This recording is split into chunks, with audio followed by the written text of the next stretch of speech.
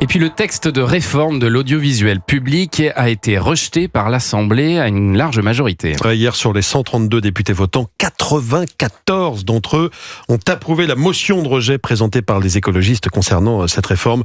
Le texte porté par la ministre de la Culture, Rachida Dati, va repartir en deuxième lecture au Sénat. La création d'une holding France Média n'est donc plus d'actualité pour le moment. En tout cas, elle s'éloigne. Ça sera reporté pour septembre, c'est ça? Exactement, c'est ce que vous avez dit, en septembre. En septembre. Et puis alors, on parle un petit peu de programme maintenant avec l'émission Drag Race France qui reviendra pour une saison All-Star à partir du jeudi 10 juillet sur France 2. Avec 10 candidates qu'on a déjà vues lors des 3 dernières saisons. Pour la vainqueur, 30 000 € à la clé. L'horaire reste le même, donc jeudi, Drag Race sera diffusé en deuxième partie de soirée. En revanche, il y a du nouveau concernant le jury. Daphné Burki, Nicky Doll seront rejoints cette année par le journaliste-réalisateur Loïc Prigent, ainsi que par la chanteuse Shaim, qui nous a dit elle nous a dit à quoi les téléspectateurs doivent s'attendre pour cette saison, donc All Stars. À pleurer. Je ne sais pas comment je commence par ça, mais à pleurer, c'est peut-être parce que c'est ça qui m'a surprise le plus quand j'ai commencé. Je m'attendais pas à être si autant cueillie et si fort. J'ai été aussi subjuguée par ce puits de créativité. Beaucoup de créativité et puis, je dirais pour terminer, parce que c'est quand même le fil conducteur, c'est beaucoup d'humanité. Shaim qui vend bien son programme Drag Race All Star, ça commence jeudi prochain sur France 2. Je rappelle que l'an dernier, la finale avait été suivie par 550 000 téléspectateurs. Vous allez me dire, c'est un bon score, mais c'était moins bien que l'année précédente. On avait perdu 100 000 téléspectateurs par rapport à la finale de 2023.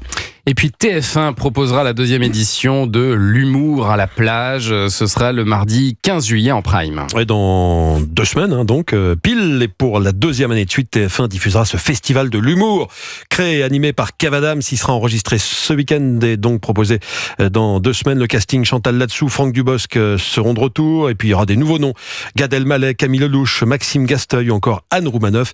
Ces humoristes ne sont pas toujours faciles à convaincre quand il s'agit de venir faire des sketchs destinés à la télévision. Et oui, c'est ce que Kev Adams a expliqué à Mathilde Vaux pour Culture Média. Il faut le savoir aujourd'hui, depuis le Marrakech du Rire, on ne propose pas une émission de télé avec des humoristes et c'est pas pour rien qu'on le propose de moins en moins, c'est parce que ça fait peur pour les humoristes de capter un sketch pour la télé. Moi-même à l'époque, quand j'étais invité au Marrakech du Rire par Jamel, je réfléchissais à 2 fois. Je me disais, est-ce que le sketch est prêt? Est-ce que c'est le bon moment d'aller s'exposer avec ce sketch-là? On le sait aujourd'hui, quand un sketch passe à la télé, très rapidement derrière, il est sur Internet et ensuite il appartient au public, il vous appartient plus. Donc forcément, il y a eu effectivement un peu de crainte. L'humour à la plage, hommage bien sûr à ce fameux titre de Niagara. Ça avait bien fonctionné sur les cibles. C'est l'amour à la plage. Je savais que je ne devais pas vous lancer là-dessus, surtout pas sur les années 80. Ça avait bien marché sur les cibles. Et les yeux dans les yeux. Allez.